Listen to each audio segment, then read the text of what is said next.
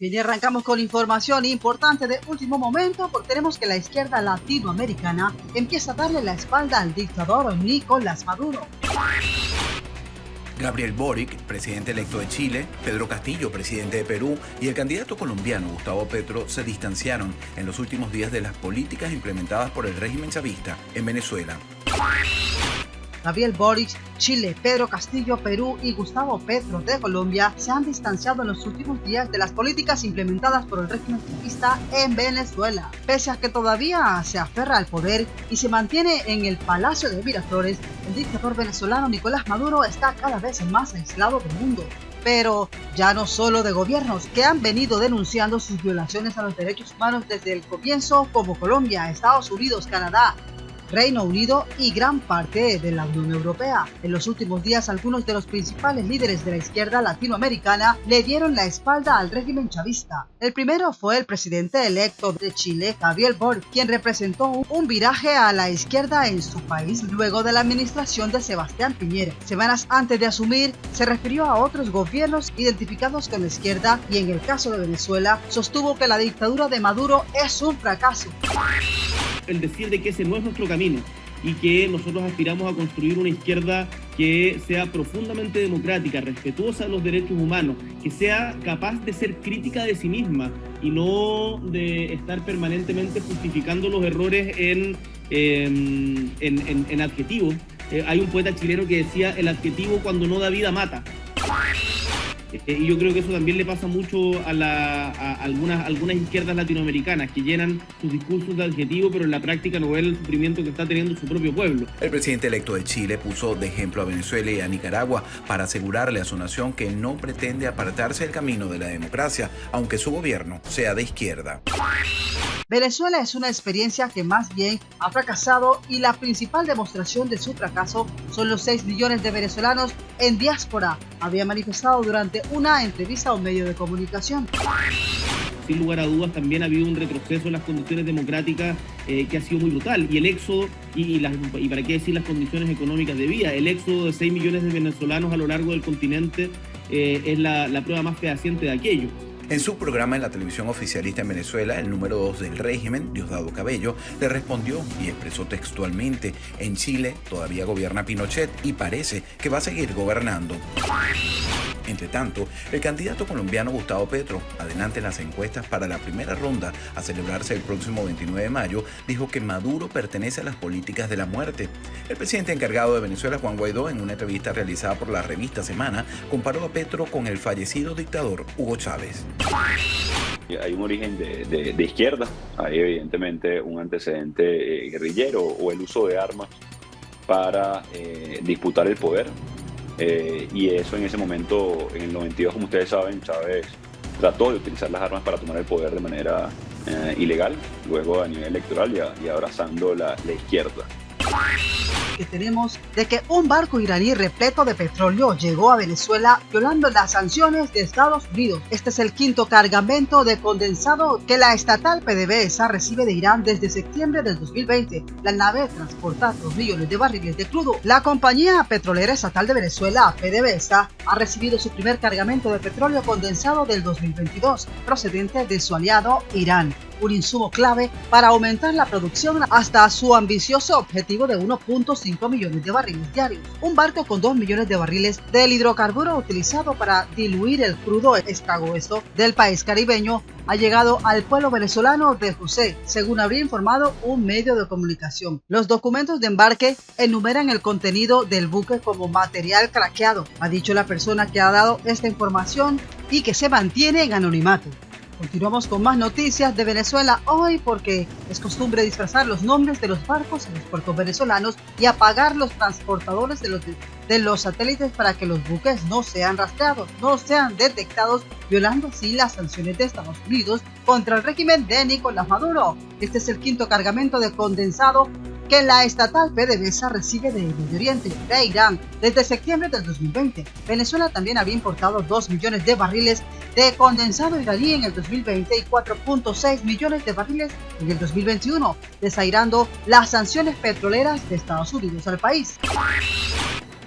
El primero de 5 barcos que traen gasolina y traen insumos para hacer gasolina en Venezuela, de un acuerdo integral, global de cooperación que tenemos con la República Islámica de Irán. Somos dos pueblos pacifistas, dos pueblos pacíficos, que lo que queremos es nuestro propio desarrollo.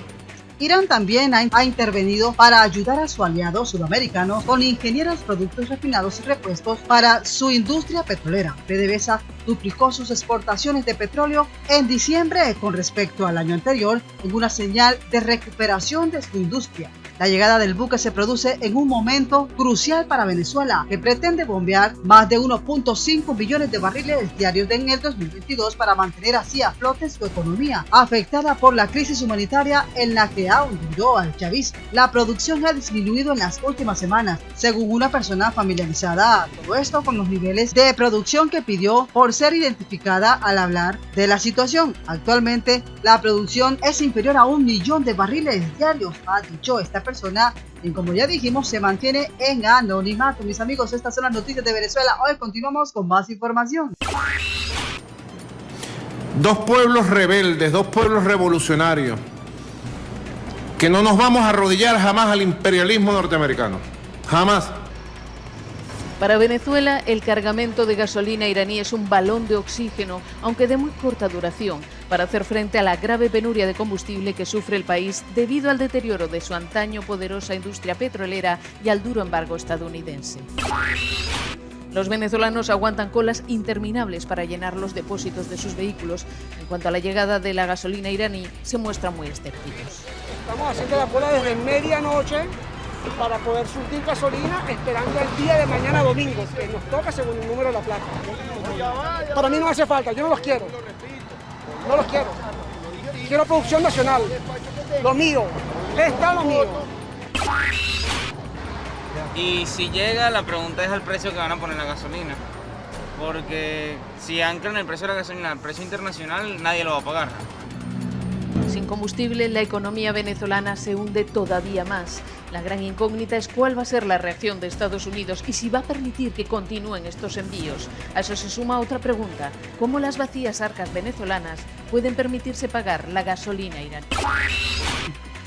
Bien, y continuando con más noticias de última hora, tenemos que la oposición venezolana pidió a la comunidad internacional acciones más contundentes contra la dictadura de Nicolás Maduro. Dirigentes adversos al régimen habrían acusado al chavismo de usar el territorio como santuario de delincuentes y de estar en medio de una confrontación de carteles de narcotráfico. Varios opositores venezolanos pidieron este martes a la comunidad internacional acciones más contundentes contra el régimen de Nicolás Maduro, días después del desmantelamiento de una banda dedicada al contrabando de gasolina y otra al narcotráfico, integradas por miembros del partido oficialista. La exdiputada opositora Gaby Arellano había pedido tomar acciones contundentes, acciones firmes contra las autoridades de la dictadura chavista, a quienes acusó de usar el territorio como santuario de delincuentes, donde crean planes para poder desestabilizar así a todo el hemisferio, había dejado claro.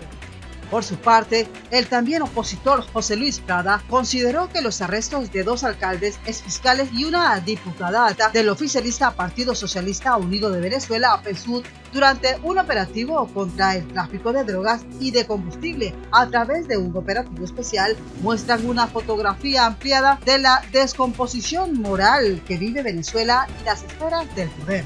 Sostuvo también que el régimen de Nicolás Maduro quiere lavarse la cara desmarcándose de los funcionarios chavistas implicados. Horas antes, el líder opositor Juan Guaidó aseguró que las recientes detenciones de varios funcionarios públicos vinculados al chavismo por presunta corrupción y narcotráfico corresponden a un pase de factura interno del PSUV. La dictadura da por cierta todas las acusaciones que hemos hecho desde la alternativa democrática. Las investigaciones realizadas y la comunidad internacional que los vincula directamente al narcotráfico, al terrorismo, la dictadura está en una guerra de carteles y reconocen las acusaciones de narcotráfico, había asegurado el exdiputado venezolano de acuerdo con un comunicado de prensa. El pasado viernes las fuerzas de inteligencia venezolana desmantelaron una red de narcotraficante que operaba en los estados de Zulia y Falcón y detuvieron a 6 ciudadanos, entre ellos una alcaldesa del Partido Socialista y 2 diputados de la Asamblea Nacional Chavista. El jefe de la Superintendencia Nacional Antidrogas,